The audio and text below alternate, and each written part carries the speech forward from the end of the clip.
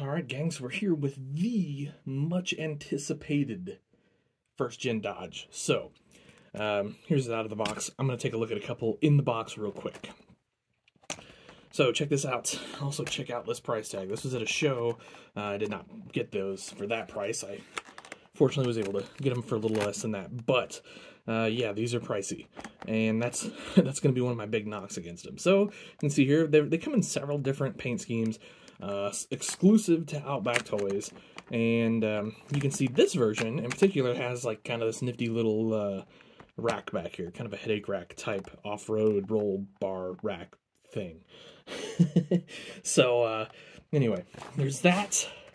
There's a blue version. There's this nifty red version. I really kind of like that one. And then there's some other versions too, including the polar version, which I don't know. Maybe we'll pause and get this out of the package real quick, and then we can see the polar version and the regular version, which is that gray guy back there. So give me just a second. All right, so here they are out of the package, guys. So I put this gray one out because this is kind of the color combination I remember the most from my youth when these were brand new. And in fact, there's still a few that are this color combination running around town now. So it's kind of interesting. So obviously we get the long bed here and regular cab, of course, on these first gens. And silver and black with silver and gray, I'm sorry, with a black pinstriping there. And you kind of get your dished wheels or whatever, I don't know what you want to call those. I'm sure first gen aficionados have a have a name for those. Moving up front, there is that classic grille and bumper combination. You can see it says Dodge right across the top there. Headlights look great on this thing, by the way, as does that front bumper. It looks really nice. Very well done. Of course, being Greenlight, the undercarriage of this thing has some relief for detail, but it's pretty Spartan in general. And then moving around the back, yeah, big Dodge back here with the red stripe, and you get your tail light detail, and you get a license plate there, as well as the ball hitch.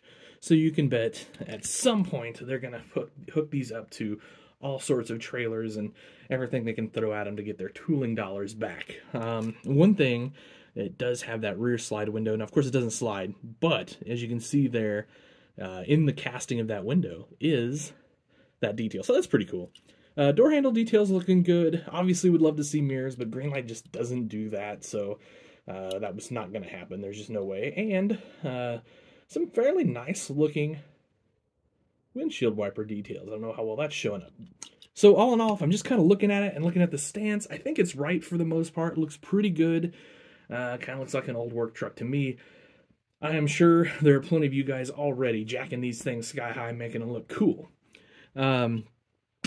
Speaking of, here's the polar version. So, obviously we get the bigger wheels and tires. Those look excellent, by the way. Love that wheel and tire combination. And you can see here how they raise these up. They've just kind of got this extra little plastic piece, and it sort of slips right in to these holes right here, where my thumb is. There's 4 holes there. So that's how they make those from the factory. Super easy. And then, I guess if you need a puller, you need a giant exhaust coming out the bed of your truck. Other than that, and you know, the nice wheel and tire swap, you've got some chrome detail around your doors. It's kind of really more wraps around the cab because it goes around front here. And then we've got some weights up front looking real good. Boy, that grille looks really great on the black, doesn't it? I don't know. I think it does. I think it's fantastic. So, yeah, kind of a simple review, but I mean, there's not a whole lot I can say about these, really. First gen Dodge, classic, much anticipated. Unfortunately have been much delayed, and unfortunately is more expensive than originally thought. But you can still pick these up from, let's call it $14 to $18 is basically what I was seeing at the shows, at the show. And so they're kind of a little bit all over the place. That's to be expected. I'm sure price will kind of zero in here before too long, especially when we get to St. Louis, I'm sure. So there were plenty at the show. I don't think these are going to be super duper rare. If you want one, you might want to grab one early on, but being Greenlight, I am certain we will see plenty more variations on this truck in the not-so-distant future. So, anyway, that's that, guys. Just a quick look here at the first-gen 1992 Ram by Greenlight. Much anticipated. Check out the height difference between those two there. This is, I don't know. I hope we just see some regular four-wheel drive versions of this in the not-too-distant future. So, all right, guys. Have yourselves an awesome day. Happy tractor hunting.